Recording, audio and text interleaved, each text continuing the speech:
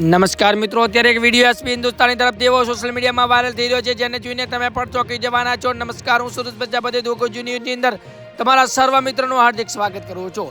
જ્યાં મિત્રો અત્યારે સોશિયલ મીડિયામાં એક વિડીયો અત્યારે વાયરલ થઈ રહ્યો છે જેની અંદર તમે જોઈ શકો કે એસપી હિન્દુસ્તાનના તમામ કેરેક્ટરો પુલની અંદર નાવી રહ્યા છે અને મોજ મસ્તી કરી રહ્યા છે. ખરેખર આ કોઈ સ્ક્રિપ્ટ કે વિડીયો વાયરલ કરવા માટે નહીં, પરંતુ એ નેચરલ મસ્તી કરી રહ્યા છે.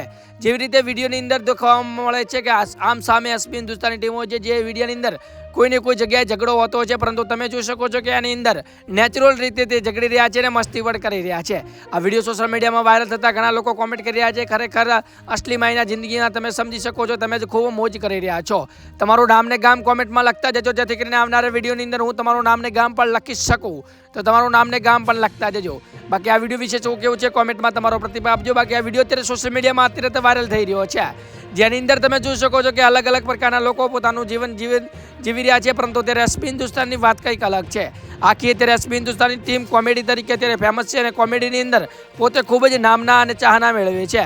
ગુજરાતની અંદર ફક્ત ને ફક્ત 30 લાખ સબસ્ક્રાઇબ વાળીની અંદર દરેક વિડીયોની અંદર 10 લાખથી પણ વધારે વ્યૂઝ આવી જાય છે અને અત્યારે સમગ્ર ગુજરાતની અંદર બૂમ પડાવતી ટીમ એટલે એસપી હિન્દુસ્તાની ટીમ છે.